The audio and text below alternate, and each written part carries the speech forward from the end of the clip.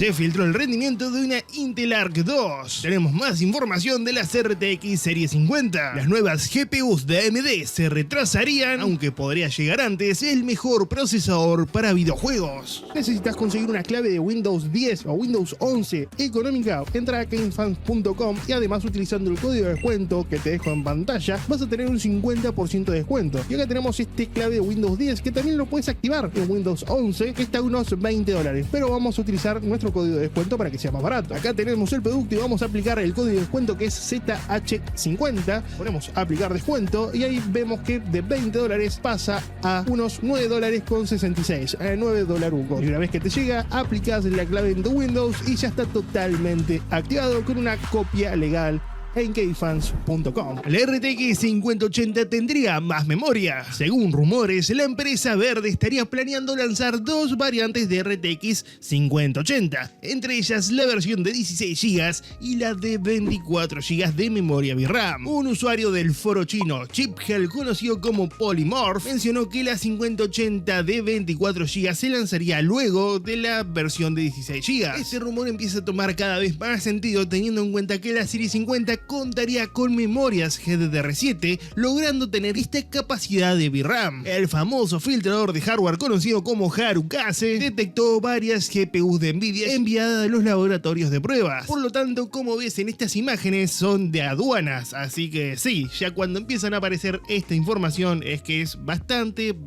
confiable. Pero lo más interesante es ver los códigos, ya que podemos suponer que son sus variantes, en donde veríamos dos 5080 y podríamos suponer que una es de 16 GB y la otra es de 24 GB. Si bien estos son rumores, esto podría llegar a ocurrir, ya que no olvidemos que la RTX 4080 iba a venir en dos versiones, 16 GB y 12 GB, pero a la gente no le gustó nada y la 4080 de 12 GB se terminó convirtiendo en una 4070 Ti. Así serían las RTX Serie 50. En el canal ya conocemos a Copite7 Kimi, quien ha acertado bastante en sus filtraciones. Entonces el RTX 5090 contaría con 21.760 núcleos FP32 CUDA, con 32 GB de memoria GDDR7 a 512 bits y un consumo de 600 vatios. Esto sería más que su antecesor, la 4090, quien contaba con 450 vatios. Por lo tanto, va a estar muy interesante saber qué tipo de refrigeración tendrá. Algunos dicen que tendría refrigeración líquida. Por otra parte, la 5080 contaría con 10.752 núcleos CUDA FP32 y de memoria VRAM 16 GB, aunque vimos en la noticia anterior que podría llegar también otra versión con 24 GB GDR7,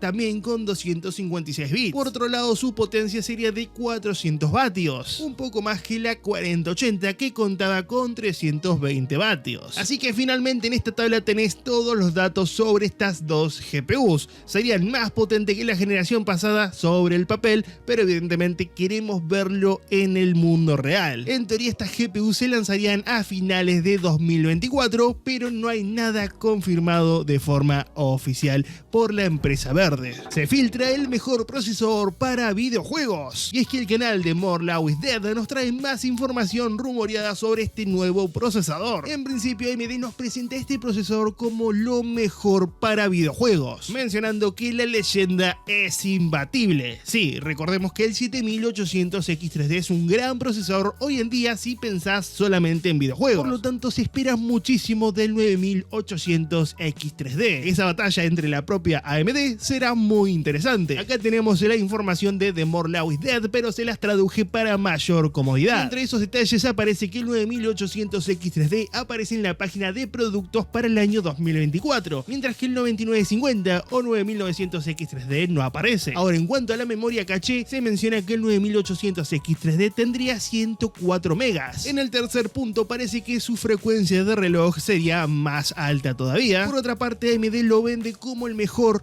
procesador definitivo para videojuegos de Elite. Y según The More Love is Dead, el 9800X3D sería el mejor producto X3D del mercado, superando ampliamente en teoría al 7800X3D. Como quinta opción parece que podrían llegar a lanzar un paquete junto al videojuego Call of Duty Duty Black Ops 6, siendo un shooter interesante con este procesador, ya que los FPS ahí se notarían muchísimo más. Y por último, parece que el 9800 XDD estaría bien acompañado junto a una RX 7000, siendo este un paquete ideal con Zen 5 X3D, sin mencionar por ninguna parte las RX 8000 para 2024, que ahora hablaremos de ello. A todo esto también podemos ir sumando que se rumorea el 9600 X3D, un procesador de 6 núcleos con 102 MB de caché, y evidentemente más interesantes para videojuegos. Por lo tanto, solo queda esperar, y estaría también muy bueno ver qué pasaría frente a los nuevos procesadores de Intel. Al parecer, AMD no lanzaría GPUs en 2024. Nuevamente, esta información filtrada nos la trae The More Love is Dead, en el cual también se las traigo traducida para mayor comodidad. En este se nos habla de la gran cantidad de oferta que hay de GPUs Radeon y por qué se estaría por retrasar RDNA 4. Tiene varias fuentes. Empezamos con la primera, el cual le menciona a The More Love is Dead. Un socio de AMD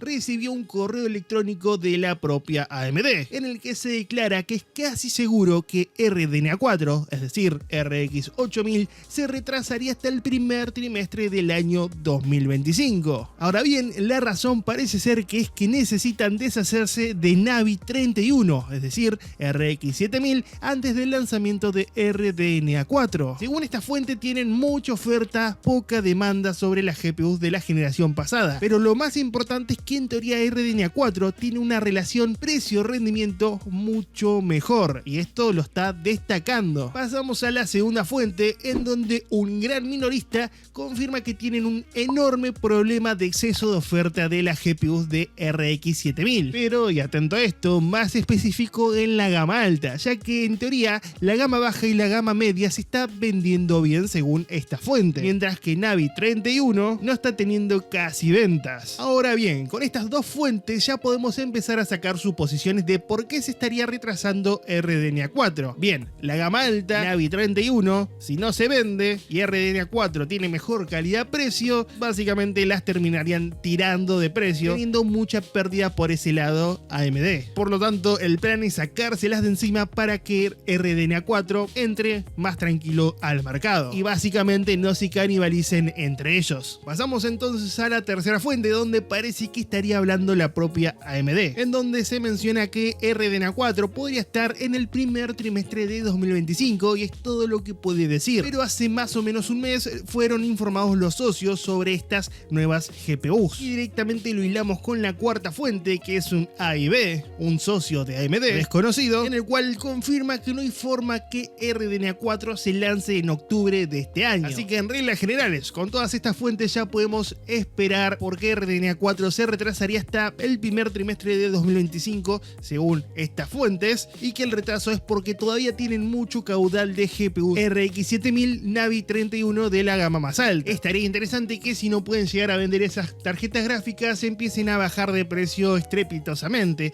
pero lamentablemente lo dudo mucho, aunque me gustaría saber qué opinás sobre esto. Se filtró el rendimiento de la Intel Arc 2. Así es, apareció en Geekbench 6.3 esta tarjeta gráfica junto a un i5 13600K, en el cual esta tarjeta gráfica, que tendría 12 GB de memoria VRAM y un reloj de 2850 MHz, además de 160 unidades de cómputo, conseguiría en OpenCL unos 97.943 puntos, por lo que esta segunda generación de GPUs Intel Arc, conocida como Battlemesh o Intel Arc 2, ya puede empezar a ser comparada contra GPUs que existen hoy en día en el mercado. A ver, con este puntaje de casi 98.000 puntos en OpenCL de Geekbench 6, podríamos suponer que está con un rendimiento muy similar al de una Intel Arc A770 o al de una RTX 4060, aunque también lo sigue muy de cerca la Intel Arc A750. Por lo tanto, depende cómo lo veas, puede llegar a ser